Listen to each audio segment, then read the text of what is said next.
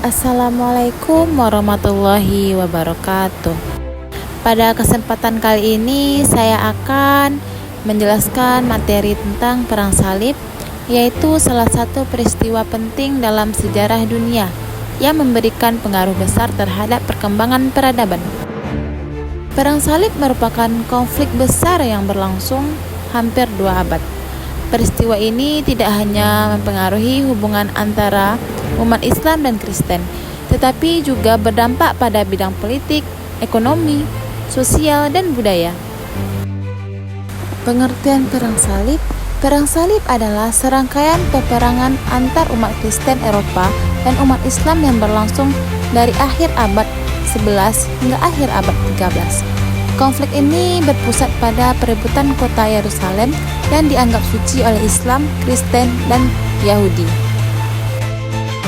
Mengapa Yerusalem diperebutkan?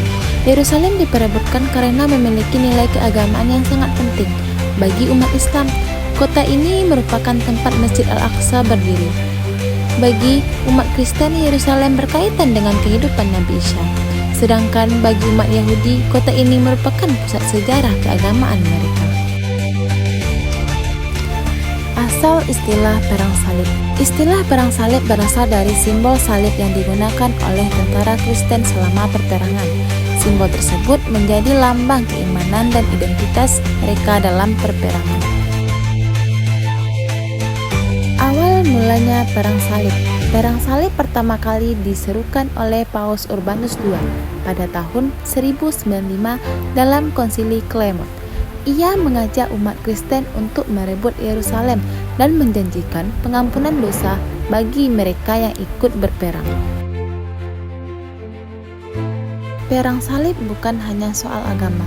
Meskipun dikenal sebagai perang agama, Perang Salib sebenarnya dipengaruhi oleh berbagai faktor, yaitu agama, politik, ekonomi, dan sosial. Faktor-faktor tersebut saling berkaitan dalam terjadinya konflik.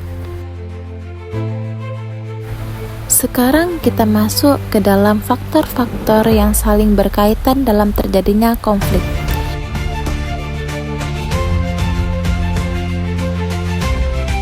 Faktor yang pertama yaitu faktor agama. Faktor agama menjadi penyebab utama perangnya salib. Umat Kristen ingin menguasai kembali Yerusalem, sedangkan dari perspektif Islam, perperangan dilakukan untuk mempertahankan diri dan menegakkan keadilan. Yang kedua, ada itu faktor politik. Faktor politik terlihat dari keinginan para raja dan bangsawan Eropa untuk memperluas wilayah kekuasaan. Selain itu, gereja Katolik juga ingin memperkuat pengaruh dan kekuasaannya. Dan yang ketiga yaitu faktor ekonomi.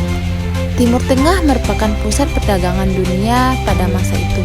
Karena itu, bangsa Eropa berusaha menguasai jalur perdagangan untuk memperoleh keuntungan ekonomi yang besar. Dan terakhir yaitu faktor sosial. Kondisi sosial masyarakat Eropa yang banyak mengalami kemiskinan yang menjadi penyebab Perang Salib. Banyak orang ikut berperang dengan harapan memperoleh tanah, kekayaan, kehidupan yang lebih baik. Selanjutnya, dampak Perang Salib. Perang Salib membawa dampak positif dan negatif. Dampak positifnya yaitu terjadinya pertukaran ilmu pengetahuan dan budaya antar timur dan barat. Sedangkan dampak negatifnya adalah banyaknya korban jiwa dan kerusakan akibat perperangan.